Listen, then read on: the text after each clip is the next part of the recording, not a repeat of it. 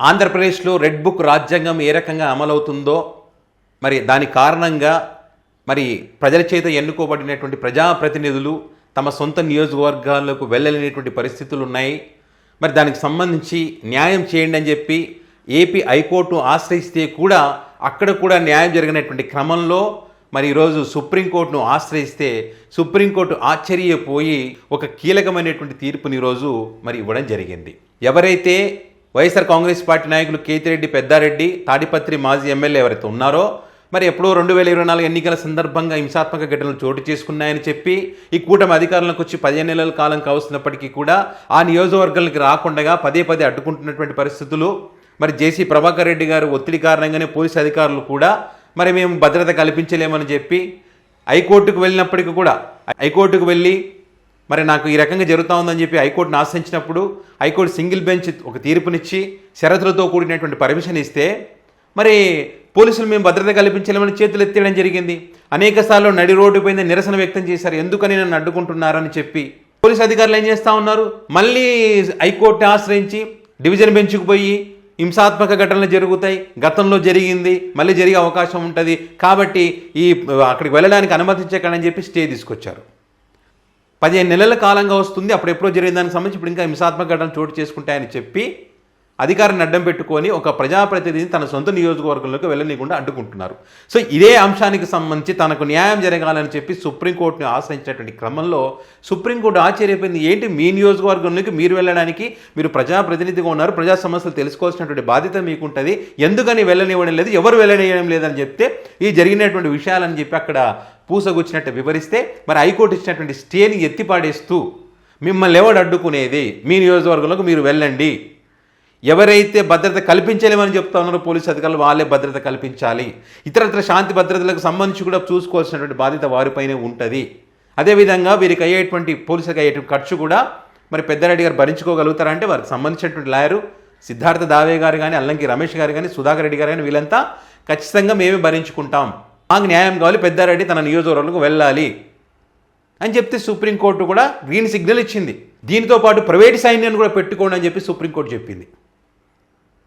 మరి వీళ్ళు ఏదైతే చెప్తా ఉన్నారు కదా పోలీసు అధికారులు హింసాత్మక ఘటనలు చోటు చేసుకుంటాయని చెప్పి తర్వాత వెళ్ళిన తర్వాత ఏం చేస్తారు, మేము ముందే చెప్పాం కదా గొడవలు జరుగుతాయని చెప్పి, అంటే ఆ రకంగా వీళ్ళు ముందే ప్రేరేపిస్తారన్నమాట.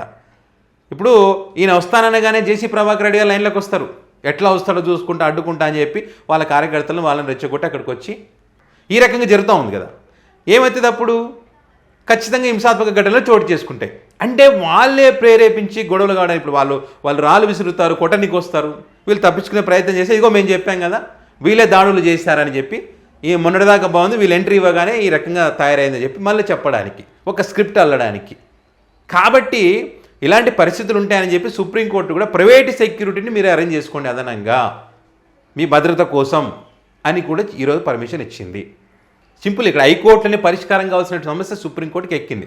సుప్రీంకోర్టులో హైకోర్టు ఇచ్చినటువంటి ఏదైతే స్టే ఇచ్చిందో దాన్ని స్టేని ఎత్తేసింది, పర్మిషన్ ఇచ్చింది, వెళ్ళండి అని చెప్పి గ్రీన్ సిగ్నల్ ఇచ్చేసింది.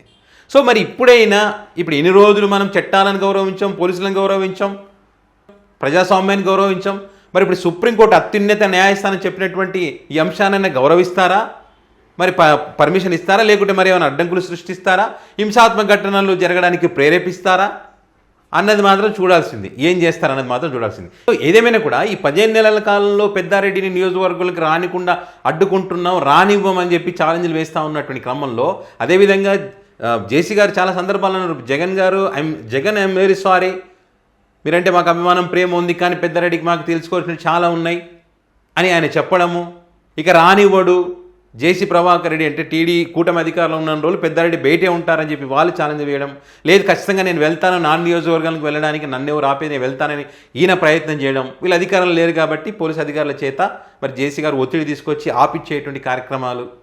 సో ఈరోజు మొత్తానికైతే సుప్రీంకోర్టుకు వెళ్ళడం, ఇక్కడ ఉన్నటువంటి పరిస్థితులకు క్షుణ్ణంగా వివరించడం, సుప్రీంకోర్టు కూడా వారి పరిగణలోకి తీసుకొని ఈ తప్పులకు సంబంధించి మరి పరిగణలోకి తీసుకున్నారు కాబట్టి హైకోర్టు ఇచ్చినటువంటి స్టేని ఎత్తేసి మీరు గ్రీన్ సిగ్నల్ ఇస్తున్నాం వెళ్ళిపోండి, మిమ్మల్ని ఎవరు అడ్డుకునేది, ప్రైవేట్ సైన్యాన్ని కూడా అదనంగా తీసుకొని పోండి అని చెప్పి సిగ్నల్ ఇచ్చినటువంటి క్రమంలో మరి వైసీపీ లీగల్ టీమ్ సక్సెస్ అయిందని చెప్పాలి.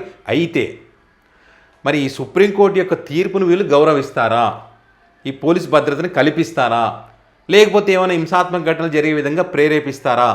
పెద్దారెడ్డి గారు అక్కడ వెళ్తున్నానగానే మళ్ళీ జేసీ గారు తన అనుచరులతో ఎట్లా వస్తాడో చూస్తానని చెప్పి అన్నారు అనుకోండి, గొడవ పెద్దగా అవుతుంది.